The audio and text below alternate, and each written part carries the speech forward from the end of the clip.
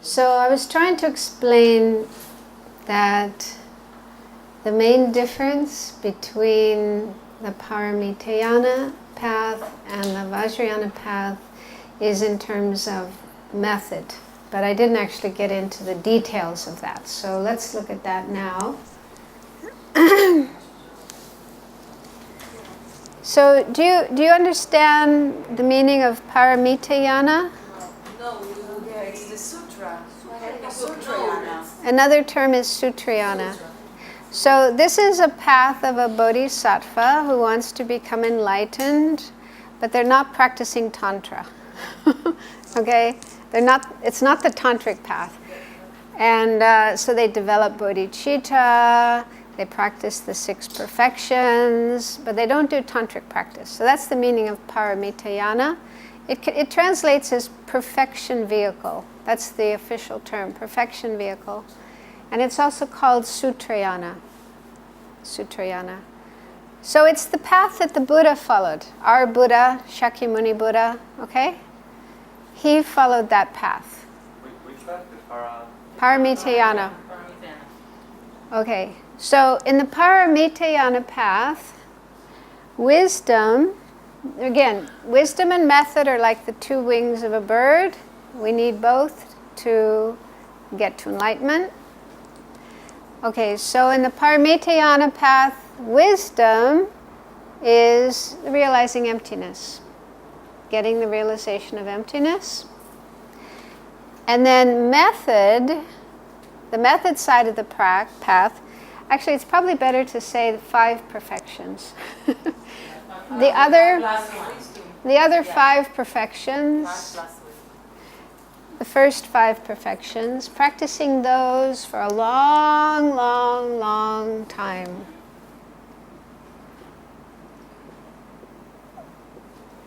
So that's the method side of the path. And this is what the Buddha did.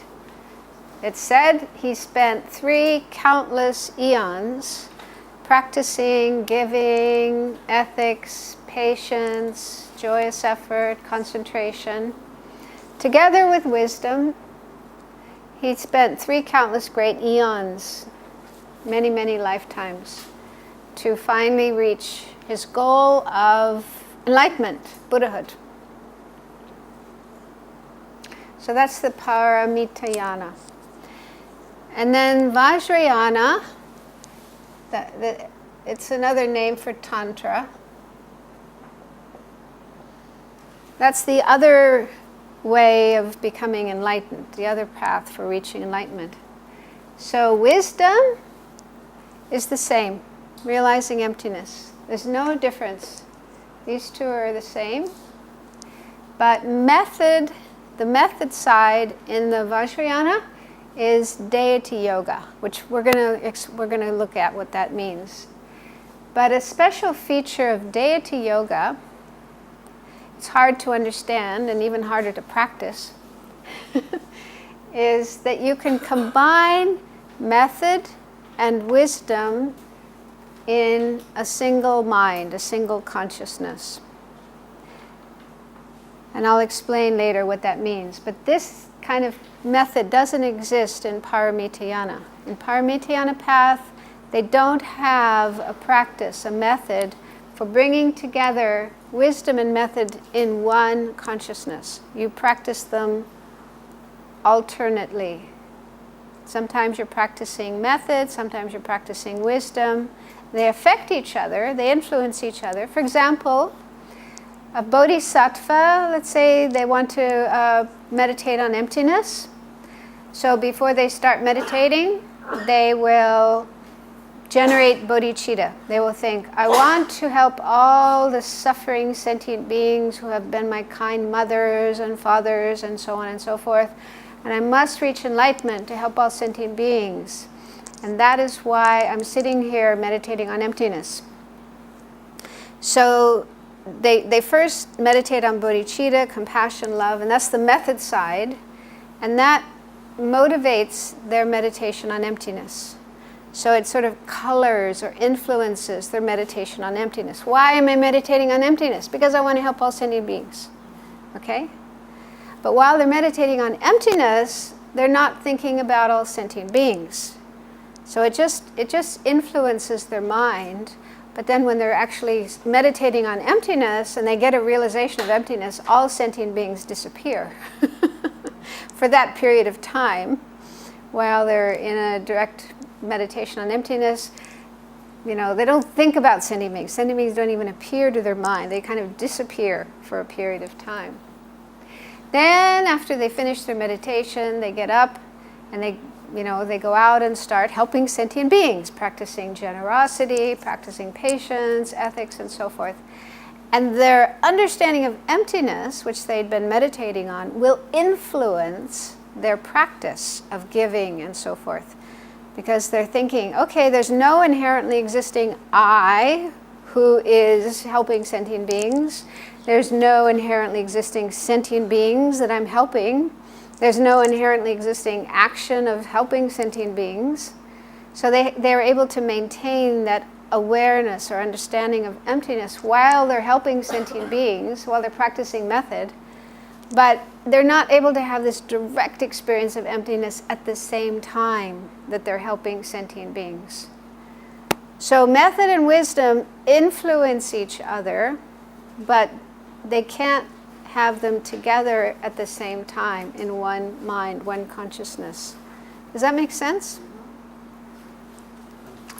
But in Vajrayana, this practice of deity yoga does combine method and wisdom together in one consciousness. And this is important because, I don't know if you've heard about this before, the two kayas of a Buddha? Dharmakaya. Yeah. Was that in? You mentioned it last Yeah. I don't know if everyone was here. Anyway, when we become a Buddha, when we attain enlightenment, we achieve what are called the kayas. Kaya is a Sanskrit word, and it's translated as body, but not so much body like this, but more body like collection. Like we say, a body of knowledge or a body of books or something like that, more like a collection. So one type of the kaya is called the Dharmakaya. And Dharmakaya refers to the Buddha's mind, his omniscient mind or her omniscient mind, the mind that's able to see all things, all phenomena simultaneously. The mind of a Buddha. That's the meaning of Dharmakaya. And then there's Rupakaya. Rupa means form. This is the form body. And a Buddha needs to appear in forms to be able to teach and help sentient beings. Because sentient beings can't see the Dharmakaya. We can't see the Buddha's mind. So when the Buddha is just in the sphere of Dharmakaya, his mind seeing all phenomena, realizing all phenomena, sentient beings aren't able to relate. They can't see the Buddha in that form. Does that make sense? We can't see Buddha's mind. So, Buddha wants to help us. How can Buddha help us? He has to appear in forms that we can see, that we can relate to, we can learn from. And they say a Buddha can appear in any different form, like a human being, or an animal, or a building, or a tree. Anything, any kind of form at all. Can appear in our dreams, right? Can appear in forms in our dreams. So the Buddha can appear in any form at all that will help sentient beings to get started on the path and continue on the path. So that's the meaning of Rupakaya. They're form bodies manifested by the Buddha, coming from Buddha's mind to help sentient beings. So when we become enlightened, we will have these two kinds of kayas, two bodies, Dharmakaya, Rupakaya. So while we're on the path, working towards enlightenment, we have to create the causes for these two bodies. They don't just happen out of the blue. They happen as a result of causes. So wisdom, the realization of emptiness, is the main cause for the Dharmakaya. So by practicing wisdom, we are creating the cause to achieve the Buddha's mind, Dharmakaya. And the cause for the Rupakaya, form bodies of the Buddha, is method.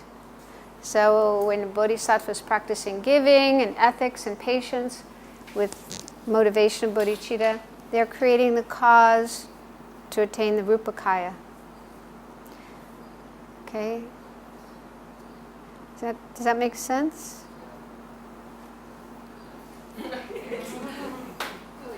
It's complicated, becoming a Buddha. It's not like something easy. But this is why this is said to be really important, because when a Buddha, when one becomes a Buddha, it's not that the Dharmakaya and the Rupakaya are completely separate, completely in different places, but they are together. They're said to be one nature, inseparable. A Buddha's Dharmakaya and a Buddha's Rupakaya are always together, inseparably. Wherever there's a Rupakaya, there's the Dharmakaya. Wherever there's the Dharmakaya, there's Rupakaya. They're inseparable for a Buddha. And so in Tantra, part of the philosophy of Tantra is that's what we're aiming for. We're aiming for a state where we have the two kayas, the Dharmakaya, the Rupakaya, together inseparably, one nature. And that's why it's so important while we're on the path to create the cause for that. The cause for the two bodies being inseparable is having method and wisdom inseparably in one mind, one consciousness. And that's why Tantra is faster, more powerful. So they say with Tantra, the minimum amount of time it takes to reach enlightenment is one lifetime. But not many people can do that. The Dalai Lama says 1 in a million. But it is possible, it's doable.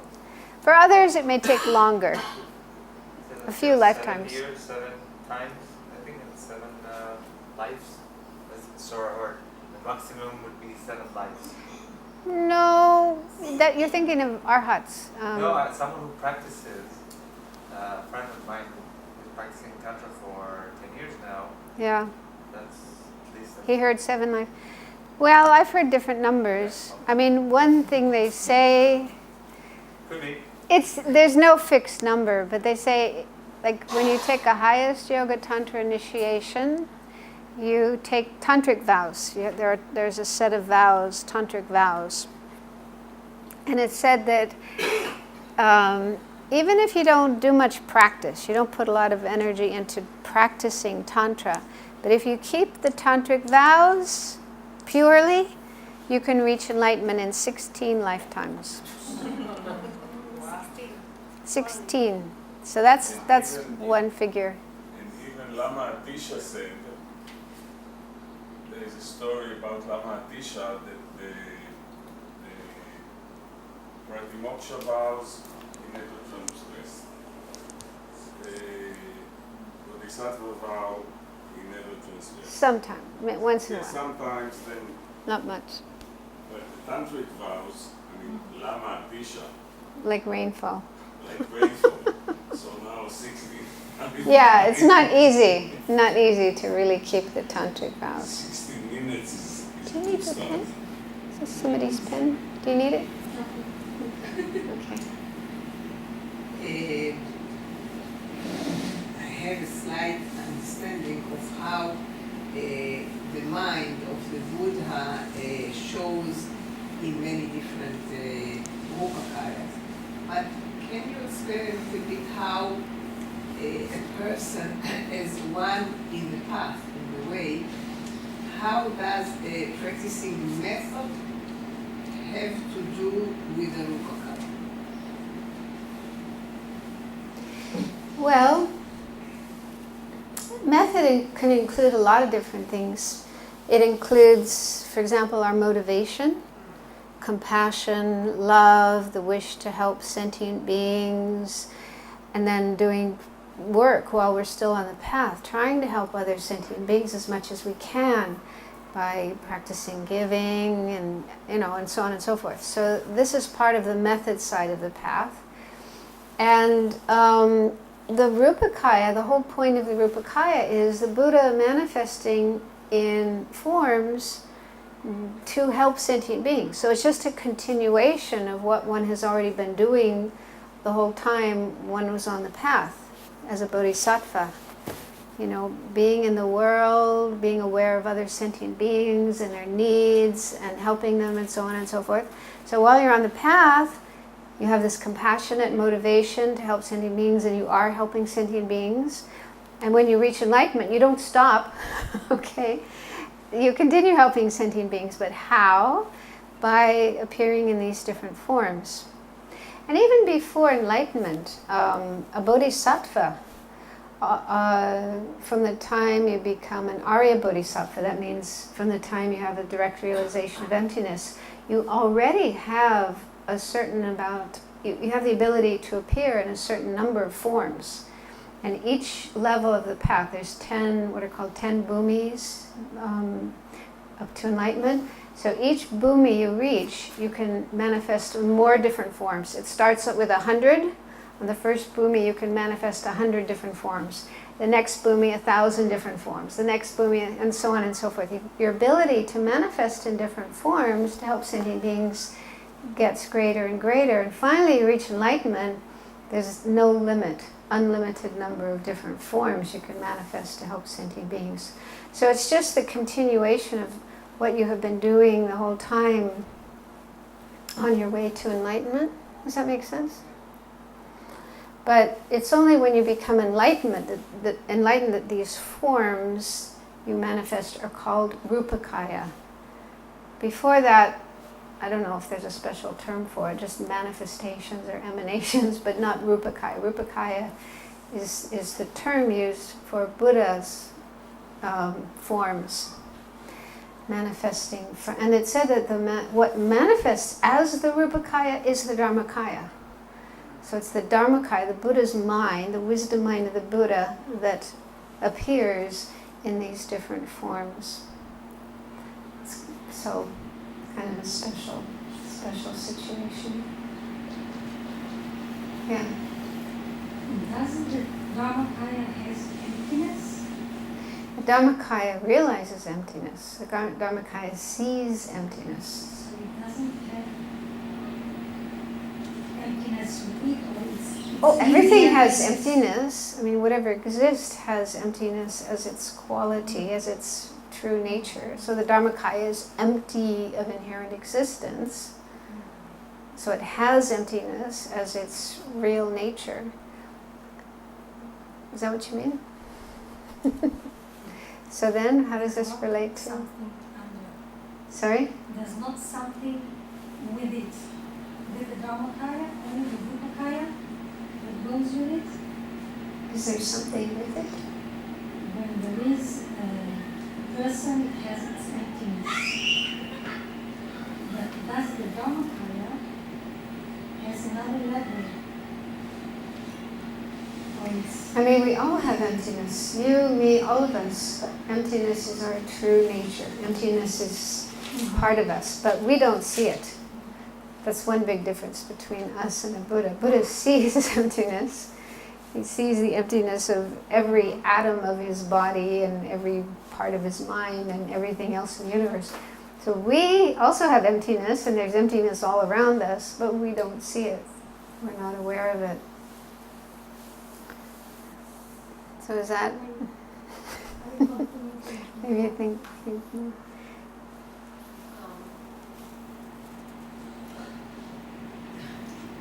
I'm not sure that I'm okay. How can one recognize a Buddha? Like if there's a Buddha in this room, somebody in this room is a Buddha, how do we know? That's why, that's why I asked. That's why I'm not sure that I'm expressing the question in the right words. Yeah. Okay, so it is said like that in everybody there is a Buddha Potential. Buddha potential, nature. Buddha nature, yeah. nature. So, is there any way to recognize a Buddha, a real Buddha? A real Buddha?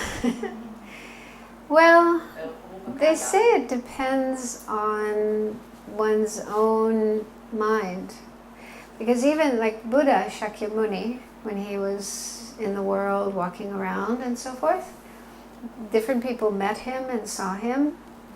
And there were some who could see there was something special about this person. And they went to him and they, talked to him, and then they became his disciples. And as their mind became more pure, they were able to see more and more of his qualities and see that he really was a Buddha. But there were some people who met him and they saw him just like another person, just an ordinary person dressed in rags and wandering around with his bowl and nothing special.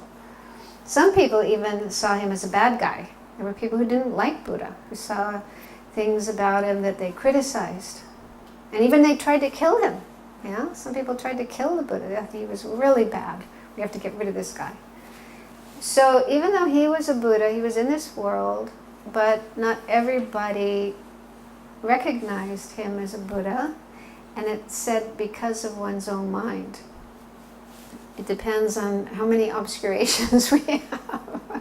So if one's mind is heavily obscured with a lot of delusions and so on, then even if a Buddha is standing right in front of you, you won't recognize that person as a Buddha. But if your mind is more purified, you've done more work on your mind and purified some of the obscurations, then you would be able to recognize a Buddha. So it depends on us, it depends on our mind, and not on... it's quite possible we have met Buddhas in our life, but we didn't recognize them. There could be a Buddha in this room, but we don't know it. So... There are no signs. Huh? There are no signs. Well, yeah. There are signs. They say a Buddha's... Well, it depends. Anyway, that's complicated. But... It's Huh? But now I remember that I once read or I heard, I'm not sure, about different signs, something with the ears. Yeah. There's actually different kinds of Rupakaya. And one kind of Rupakaya is called the Supreme Emanation Body. And the Shakyamuni Buddha actually was an example of that, because according to Mahayana, Buddha attained enlightenment long before he was born in this world. He was already enlightened before that. And then he just sent an emanation body, a Rupakaya, into this world and take birth as Prince Siddhartha and then grow up and go off to the forest. So he was already enlightened. Yeah, and he just showed this appearance, this aspect of going through all these steps and sitting under the Bodhi tree and becoming enlightened. So that body that he had as what we call Shakyamuni Buddha is said to have had these marks and signs of a Buddha. But again, not everybody could see them. There were some whose minds were more pure who could see all these marks and signs. There's 32 major and 80 minor marks of a fully enlightened Buddha. But one's mind has to be purified to be able to see these. So again, some people saw the Buddha and some as just a beggar, a good-for-nothing beggar, nothing special about him. But some people could see these marks and signs and thought, wow, he's a Buddha, he's special. So Buddha is necessarily a teacher also? Huh? Buddha is necessarily also a teacher? Well, not always. Shakyamuni Buddha was a teacher, but in some of the manifestations or emanations, some of the Rupakayas might be a beggar, for example, a homeless person sitting by the side of the road looking really miserable and giving you the opportunity to generate compassion and practice giving. I mean, in a way you could say he's teaching you something, but not a teacher like sitting in front of a room like this and teaching. So they say a Buddha can manifest in many different kinds of forms, sometimes as teachers, yes, but sometimes other forms as well, not always teachers. Okay, so let's look at deity yoga. Okay, so on the outline, letter D, I'm getting back to this. Letter D says how Vajrayana or Tantra is different from Paramitayana. It contains practices for, number one, developing wisdom and method in one consciousness. So the actual way of doing this, according to Vajrayana, is the practice of deity yoga. And just in brief, what that means is after you receive an initiation in Tantra, then you have the permission to practice, and the way you practice is usually to recite what's called a sadhana. That's the Sanskrit term, which literally means a method for accomplishment. It's a kind of manual, a practice manual. And sometimes it's very long, many pages. It takes hours to do. Sometimes it can be very short. But anyway, the sadhana contains, if it's a full-length sadhana, it will contain practices for transforming yourself into the deity, whatever deity it is. It could be Avalokiteshvara or Manjushri, or there's many different deities. And these deities are all manifestations of enlightened mind. They're all, we could say, representatives of Buddha's mind in a particular form. And sometimes they just look kind of like ordinary people with one face and two hands, but sometimes they can have multiple faces and multiple hands. You've probably seen some of the tankas. And we shouldn't think of them as like ordinary beings, ordinary people or beings, but rather it's a creation of, or a manifestation of enlightened mind, giving us the opportunity to meditate on this appearance, this visualization, and it helps our mind to transform into enlightened mind. So all the different features, all the different details, the colors, what's held in the hands, and so on and so forth, they all represent different aspects of the path. Different aspects of the path. So by meditating on these, visualizing these, it's a way of developing those aspects of the path in our own mind. And so in the sadhana, there's different steps that you go through, different practices that you go through, but at some point towards the beginning, you meditate on emptiness. And ideally you should have already understood emptiness, so then you just bring in the understanding of emptiness that you have. And you think, I myself am empty of inherent existence. There's no inherently existing I or me. Everyone and everything else that exists is also empty of inherent existence, including the deity that I'm meditating on. The deity is also empty of inherent existence. So you remember, you meditate on your understanding of emptiness and imagine everything dissolving into this space-like state of emptiness. And again, emptiness doesn't just mean nothingness, it means the absence of inherent or independent existence. So that's why it's so important to have an understanding of emptiness to do Vajrayana tantric practice, because it's, it's like the basis. And then after meditating on emptiness, letting everything dissolve into emptiness, then you imagine or visualize this mind that realizes emptiness arising as the deity, whatever the deity is. Like if it's Avalokiteshvara, Chenrezig, then that mind, that wisdom mind, understanding emptiness, appears as or manifests in this form of Chenrezig. And it's you. It's not over there, out there, but it's here, right where I am. And again, you need to have an understanding of your Buddha nature, your potential.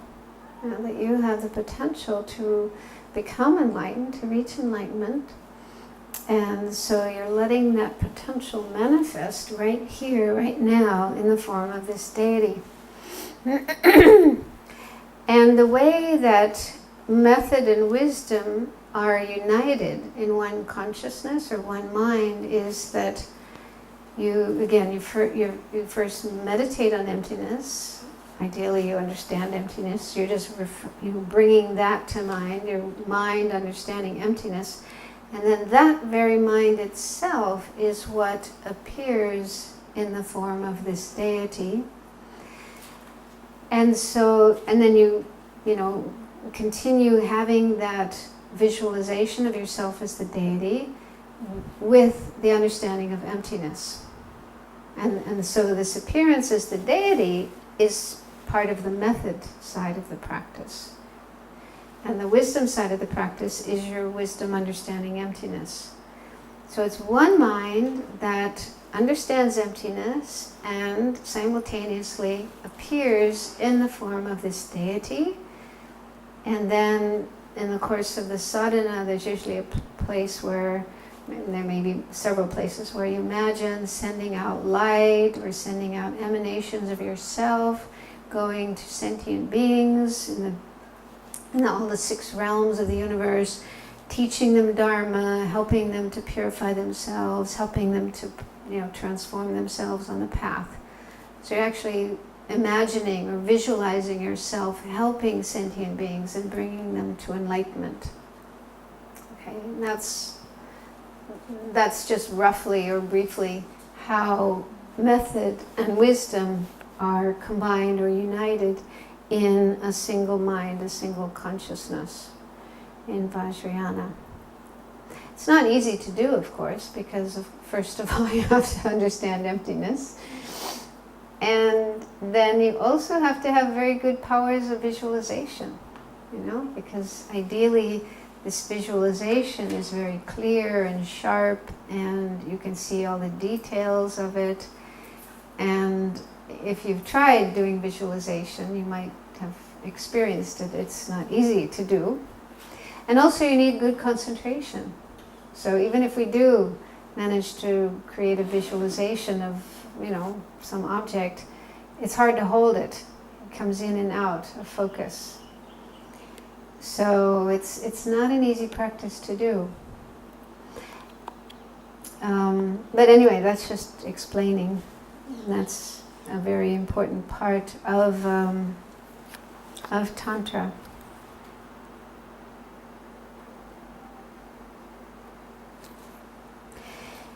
And then point number 2, under letter D.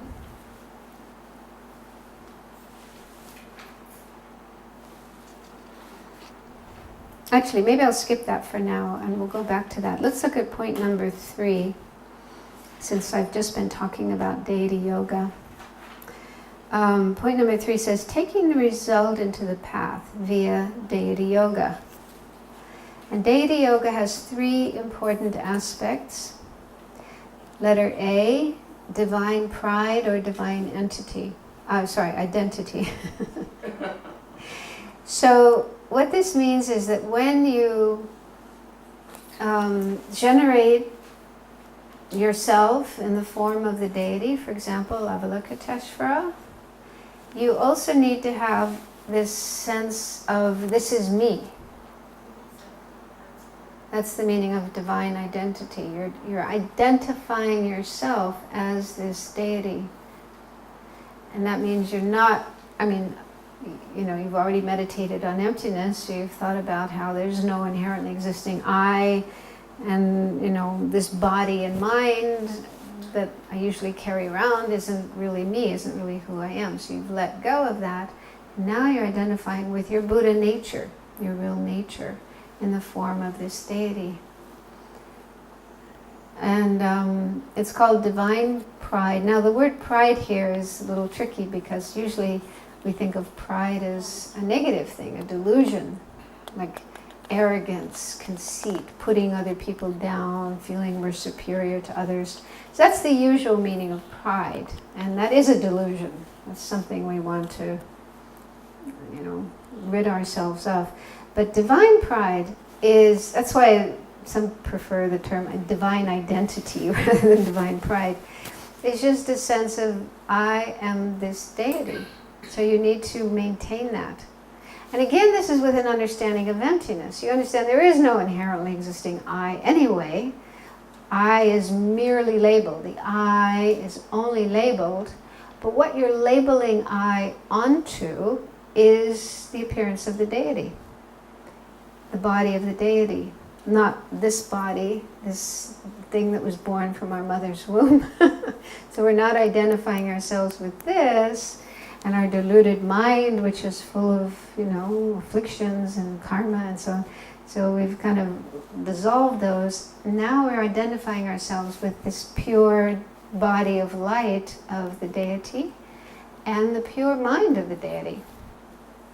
We think, I am Avalokiteshvara, I am Chenrezig, I am a Buddha. But it needs to be done with the understanding of emptiness. Otherwise it could turn into pride. Okay, we have to be careful about that. I'm so great, look at me, I'm a Buddha. So it's definitely not about ordinary pride, ego kind of pride, but it's, within the understanding of emptiness and our Buddha nature and our compassion and love. The whole reason we're doing this is to be able to help sentient beings. So there really shouldn't be any ordinary pride involved in that, the ordinary deluded pride. And then letter B, I'll just finish this and let you ask questions. Letter B is clarity. So clarity means that your visualization of the deity needs to be very clear, as much as possible, clear, sharp, detailed, vivid, not fuzzy and not incomplete. So again, this takes time. But if you are working on this over time, especially in a retreat situation, you do find that you can start to see things more clearly and all the details and so on and so forth. And actually in Tantra, when you're practicing Tantra, you still have to develop calm abiding, as in the Sutrayana path. You have to develop concentration and calm abiding, shamatha. And the object that you use for developing calm abiding is yourself as the deity. That is your object for developing calm abiding. So that means you have to have it very clear, very sharp, and stable. You have to be able to keep that visualization going long periods of time, because it takes a long time to develop calm abiding. I don't know if you've ever tried it, but you have to put in a lot of time sitting and concentrating on your object. But instead of the breath or a pebble or something, what you're using in Tantra is this visualization of yourself as the deity. Not of the deity, but of yourself. Yourself as the deity, yeah. Yeah. But the identity is not just with the form of the deity, it's with the unique characteristics and qualities of that particular Yes. deity. Yeah. So, I mean, all the deities are, even though they have different colors and they're holding different things and different expressions on their face, so they have different appearances, but they are all the same in a sense that they are all enlightened beings. They all have the same enlightened qualities, same enlightened mind. So even though it's a little maybe deceptive, because we say, for example, Chenrezig is the Buddha of compassion, Manjushri, I thought there's a Manjushri in here.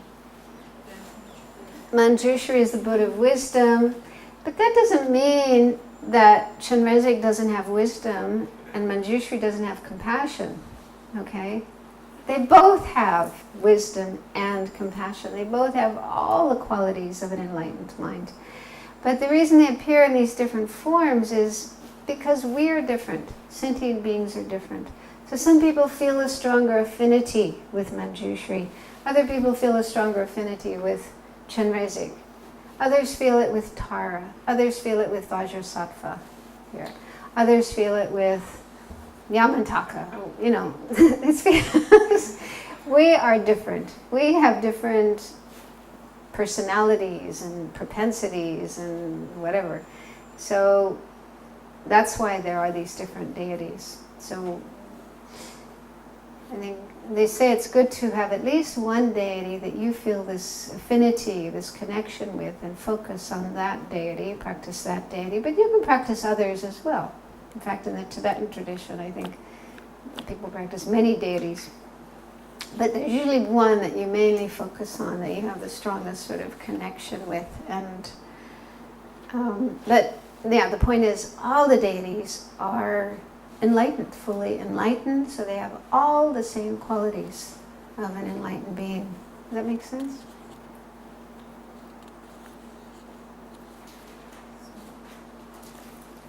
Can we say that the deities are a kind of Rupakaya? Mm-hmm. Yeah, The they're form same bodies. Dharmakaya?